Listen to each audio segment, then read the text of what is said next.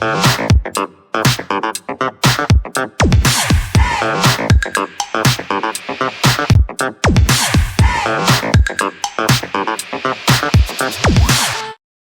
test is in 4-part, Part 1, Part 2, Part 3, and Part 4. Now look at Part 1. Part 1. You will hear a conversation between a customer service representative and a customer who demands a full refund. First, you have some time to look at questions 1 to 4.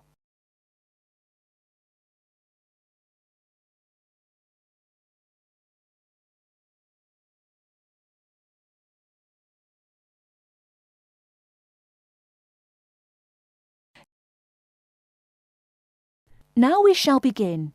You should answer the questions as you listen, because you will not hear the recording a second time.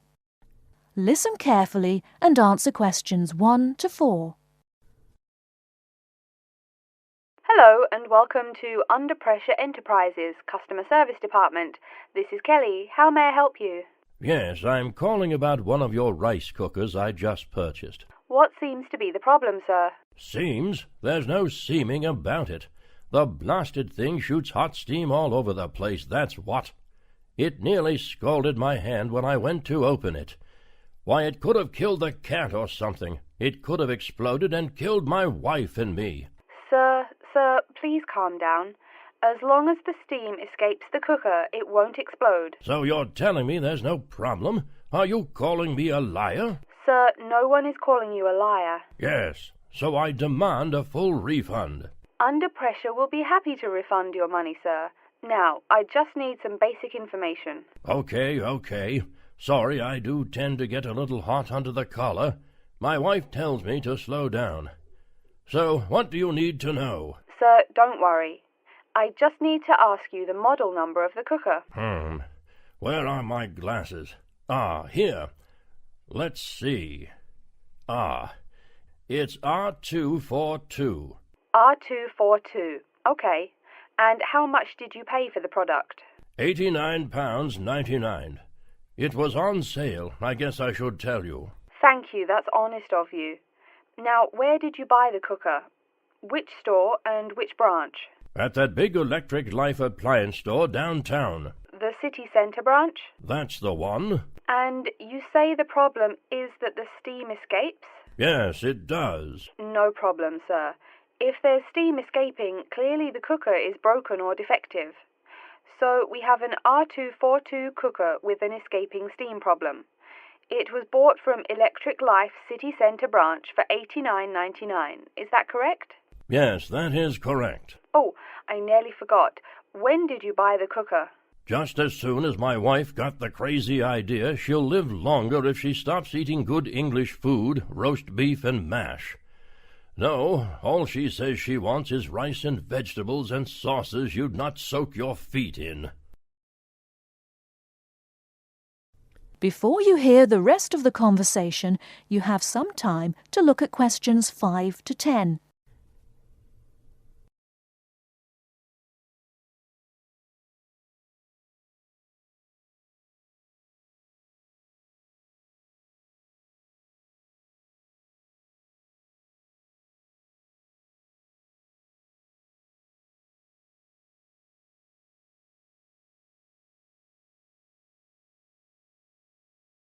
Now listen and answer questions 5 to 10. Sir, when did you buy it? Oh, there I go again. Let's see. We bought it just 6 months ago. We hardly use it either. But 6 months? Is that too long? I mean, for the warranty? Very well. That's well within the warranty period. Now, what's your name and address? Name and address? What for? Sir, it is company policy. If you want your money, you must inform me. Money, you say? Oh, my name is Herbert Hewitt, and my address is 84 Park Road. Is that here in Coventry? Yes, the postal code is B0241DJ. But I don't think sending things in the mail is very secure or very efficient. I mean... Don't worry, Mr. Hewitt, don't worry. We can credit the money to your credit card. You do have one, don't you? Yes, that's how we paid for the cooker. Oh, yes. We still have the number on the computer. I only need to ask your card's expiry date. I'm afraid I never give that sort of information out. I mean, once you have that, anyone could go charging things and... Sir, I said your expiry date, not your card's password. Oh, yes. Foolish me.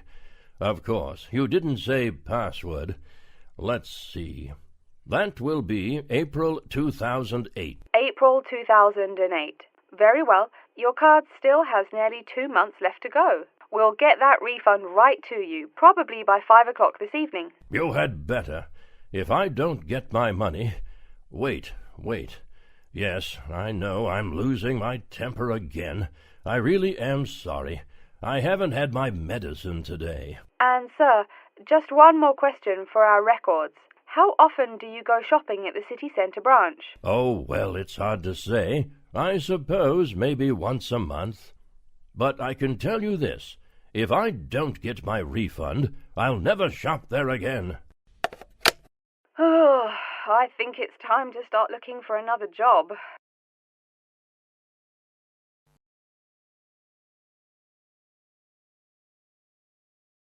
That is the end of part 1. You now have half a minute to check your answers.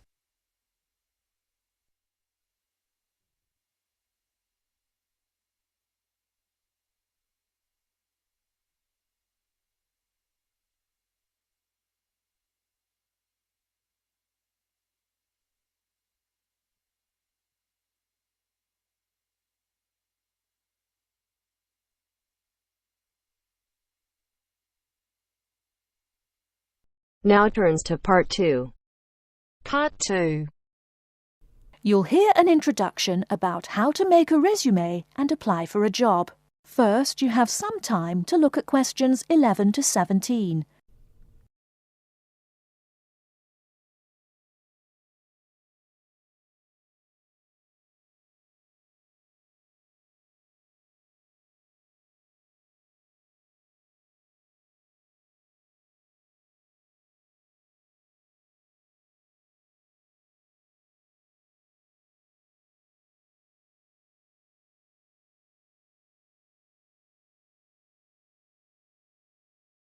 Now, listen carefully and answer questions 11 to 17. Welcome everyone to today's seminar on CV and interview skills. Remember, your CV is probably the most important document you will ever write. It opens the door to your career, and that job interview is probably the most important meeting you will ever attend. It's like stepping through that open door. So let's roll up our sleeves and get down to work, shall we? First of all, I cannot possibly tell you everything you need to know about writing a resume in the time we have. But let me tell you that there are dozens of great websites on the internet. These will give you all the suggestions you need. If you look at the paper I gave you, you will see a list of the dozen most popular sites. I can mention a couple of important points, however. One is that your CV or resume should not be too long. A page is about right. Why? HR departments do not have the time to read long documents. Too many people are sending too many CVs. After all, the economic crisis of 2008 is still very much alive. Everyone needs a job now. No matter how short you make that resume, though, you do not want to forget to tell HR how to contact your references. References are people who will give you a recommendation for a job. That's usually an ex-boss or a professor who knows you well. Do not use relatives. I don't care how much your mum loves you. Also, when you send that CV, be sure to include a typed cover letter. A cover letter is a letter where you basically are asking for a job. It's like introducing yourself. Make it brief. The real information about you is on that CV of yours, and please make sure the letter is typed. It doesn't matter if your handwriting is beautiful or not. Companies only read typed letters. Another point about CVs is you should try to have an attractive layout. Maybe use different type fonts or colors to highlight information. Some people include a photo. You can find dozens of examples on the internet. Whatever layout you decide to use, however, avoid all spelling and grammar errors. I used to be an HR manager. If I saw a mistake, that CV went into the garbage. Something you write in a CV is a description of your skills and experiences in an interesting way. Mention training too. These are what get you hired. Do not just say, I have lots of experience, or I have many skills. Tell that boss what you did, for what company, and when. Better, tell him how well you did it. Don't just say, I sold houses. Say, I sold £2 million worth of houses in my first year. That is, say something to make the person reading excited and curious. Finally, speaking of CVs, it's sad, but some people actually forget to provide a contact number. That's pretty silly. You wrote a great CV, you have HR dying to meet you, and they don't know how. You forgot your phone number. Oh, sure, if you apply online, they have your email address, but you just showed them you're forgetful. Why are they going to want to talk to you after that? Before you hear the rest of the talk, you have some time to look at questions 18 to 20.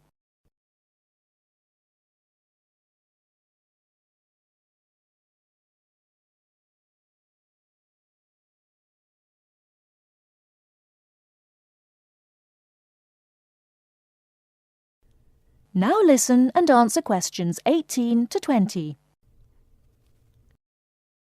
Alright, moving on to the actual interview.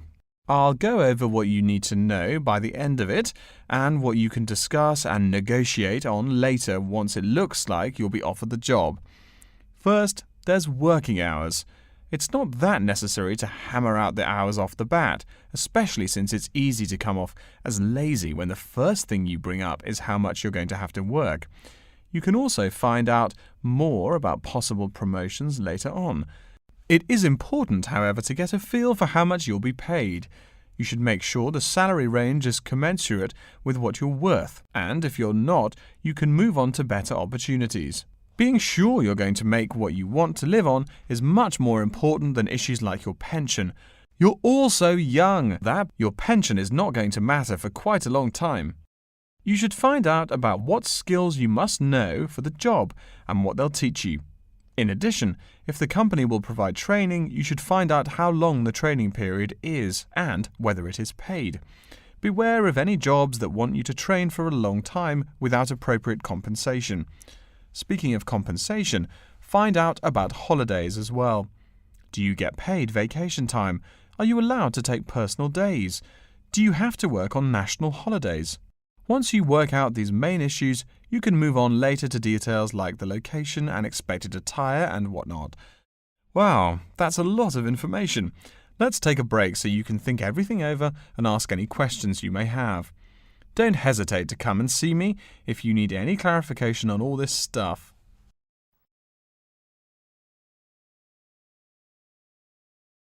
That is the end of part 2. You now have half a minute to check your answers.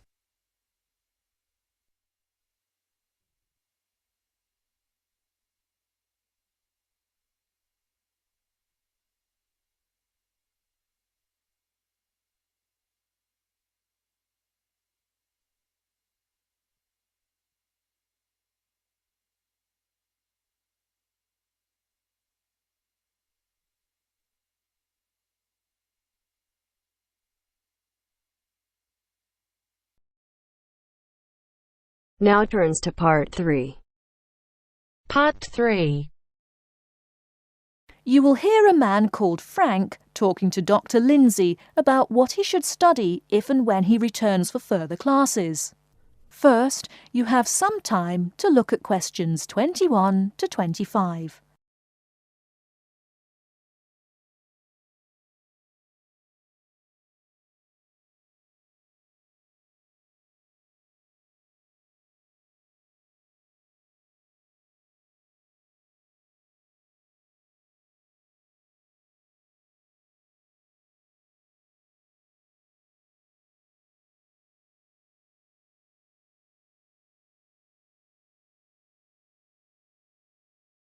Now listen carefully and answer questions 21 to 25. Hello, are you Dr. Lindsay, the returning students advisor? Yes, that's right. Are you Frank? Your appointment wasn't until 2, but that's okay. Please come in and have a seat. Thanks. I like to arrive early whenever I have anything to do. That's certainly a praiseworthy habit. Let me see. It looks like you've taken a long break from school, and I understand you wanted to have a chat about what you should study if and when you return for further classes. It's such a big challenge.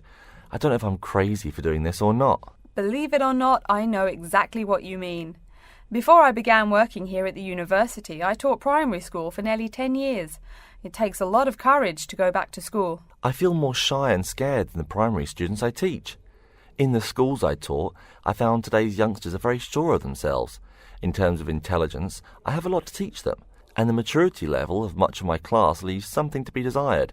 But in terms of confidence, wow, a lot more confident than I am now, that's for sure. Stop fretting. A brave man is a coward who refuses to run. Let's talk about your strong points. You seem an intelligent man. What is it you would like to study? You see, I've been teaching children for a few years, but I think I'm happier teaching adults. I think teaching students in middle school is much more satisfying because they end up being much more grateful for your work. If I may ask, what got you interested in teaching adults? A lot of things, I guess. I met my future wife back in my first year of college. She always complains that I was more interesting then. She says that now I talk like I'm 7 years old. That's probably from being with children all day. Again, I know just what you mean. My husband used to say the same thing about me when I taught kindergarten. Anything else? Well, yes. Fairly often now I run into former students and we talk. Some of them are getting close to being grown up. I guess I think more and more about how people develop over time. So I'm interested in the results of education, the final stages. I see. Well, coming back to the university can be both difficult and very rewarding. There are some problems unique to returning students, older students like yourself. What do you think is your greatest weakness? Well, I actually think my confidence is getting better. I'm definitely overcoming my introversion and starting to be much more comfortable in front of a class. To tell you the truth, I'm afraid I'm rather behind the times about many things. It's more difficult for me to chase after the popular things youngsters are fond of, such as iPhone, Twitter, if you name it. I think I understand. Before you hear the rest of the talk, you have some time to look at questions 26 to 30.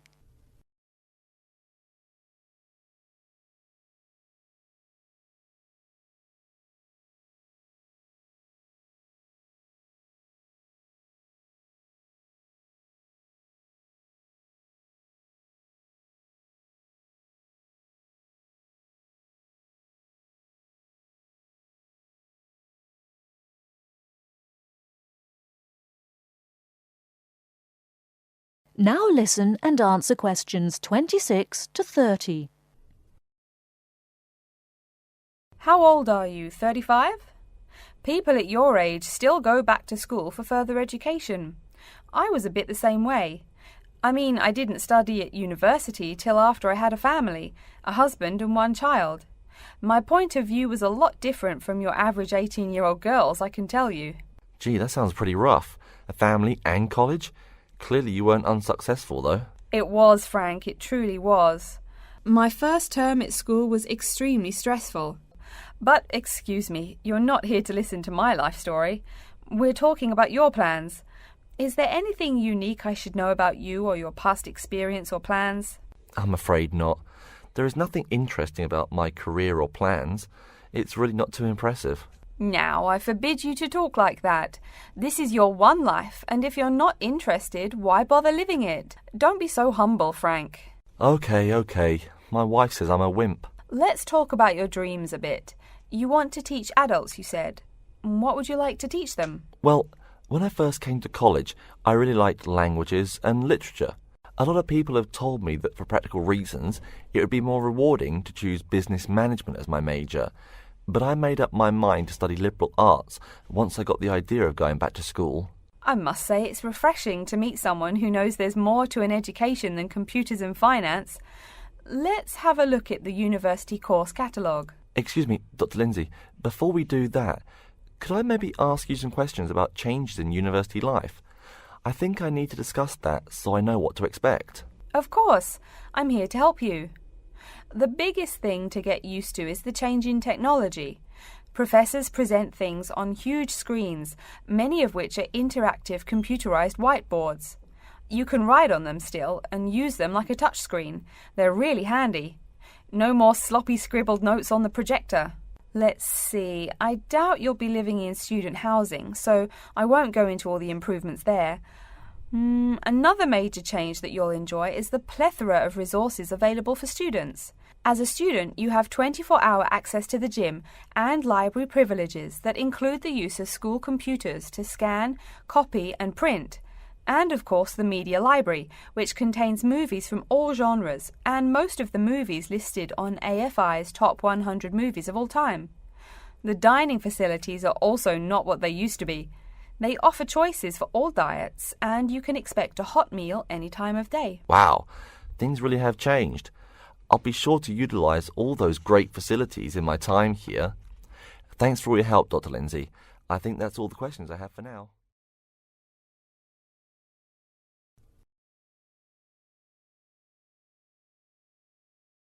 That is the end of part 3. You now have half a minute to check your answers.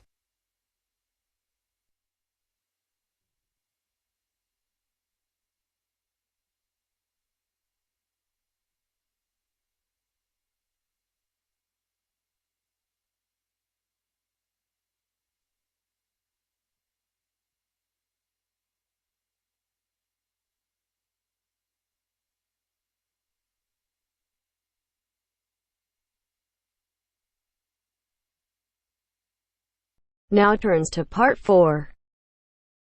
Part 4. You will hear a lecture on environmental science. First, you have some time to look at questions 31 to 40.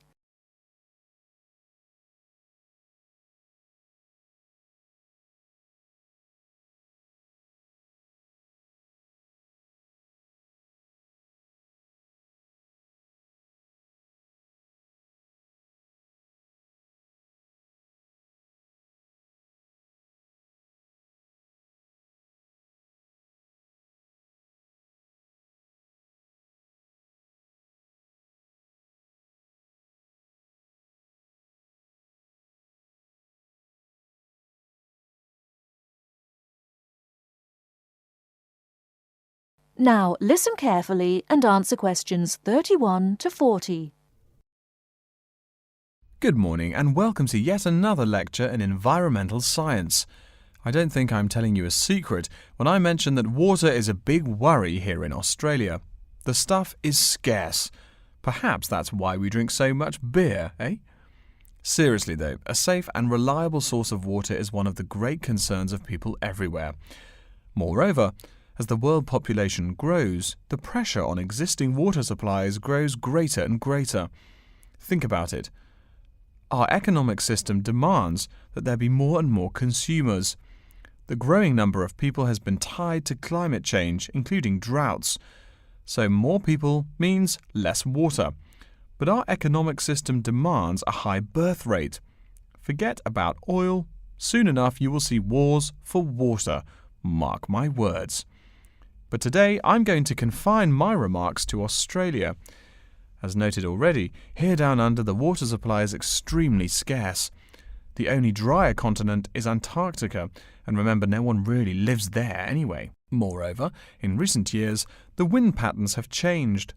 Rain that used to fall on the country now falls out to sea hundreds of miles to the south. Now, when I speak of people needing water, most of you probably think of drinking. Certainly everyone needs water for drinking, but surprising as it may sound, drinking is not anywhere near being the main use for water. Most water is actually used for washing. When you take a shower, you probably use well over 100 litres of water. Every time you flush your toilet, that's about 8 litres, but most people drink no more than 2 litres or so per day. So, where to get water. It could be obtained from rainwater, but often rainfall consists of other harmful pollutants that evaporated with the water.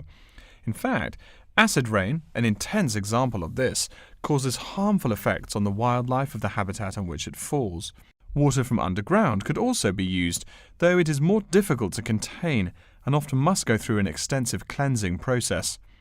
The purest water is found in rivers, creeks, lakes and dams.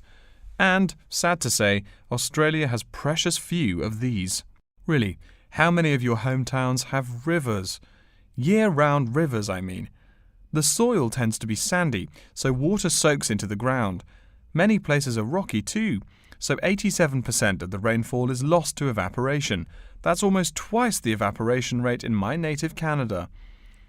Speaking of rain, we already heard how rainfall is diminishing here in Oceania. The quantity itself isn't the only problem either. Going back to the problems with obtaining rainwater, a further problem is that rain is a useful source of water only if air pollution is fairly mild. Again, you're in a situation where you can't win. You need water where most people live. People tend to build cities where rainfall is adequate, but then modern cities tend to feature polluted air, which renders the rain far less easily usable. Okay, let's take a look at the table here. You'll see it showing the relative pollution of rainfall in the world's cities. The more people, the dirtier the rain. This is becoming a huge concern for people in the West who want their water to be pure and safe. Though reliable drinking water is important everywhere, the concern in the West is reflected in all the government regulations and political campaigns aimed at solving this problem. In contrast, there are not as many demands made on the governments in Asian and African cultures to improve the water, as their focus is on other issues. Now, whatever the source of water, we can never afford to forget that all water is highly vulnerable to contamination. Whether we're getting it from the ground, from bodies of water or rainfall, it is susceptible to a variety of toxins. In fact, that's why we clean it before using it. Water carries with it filth and dirt. This problem shows up in a number of different ways. As humans and all other animals need water to survive, it's no surprise to us that one of the most important domestic uses of water is for drinking. Yet, if you have old-fashioned lead pipes, you may slowly be poisoning yourself by drinking that nice clear water. The industrial pollution, farm chemicals and leaky landfills are well-known sources of contaminants as well. So what is being done to ensure we Australians a safe and steady supply of drinking water? There are a lot of initiatives that make admirable efforts to remedy this issue. We'll be talking about this when we meet again on Thursday, but as a preview, I can tell you that so far the amount of real solutions that have been produced is not nearly adequate. Traditionally, we've been very free in this country. That means that every person and every province tend to go its own way. So the mechanisms for water management are, in a word, insufficient. To begin seeing how this is so, I want you to read something before our next class. Though a lot of previous data on water usage and water management are inconclusive and have thus caused quite a concern, we can learn a lot from the contents of reports written on the subject. The basis for the government's water policy is the 1989 White Paper reporting on water use, present and future. If you compare the numbers offered in the paper with those in the text, you'll find that the report is rather untrustworthy. Truth being told, I'm being too kind when I say that.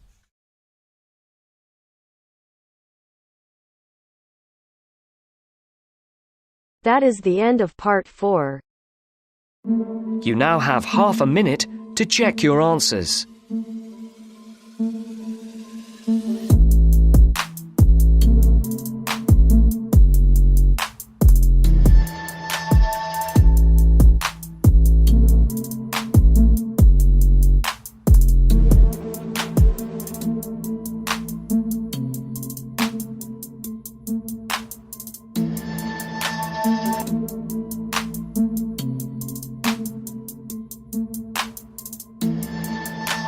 That is the end of the test.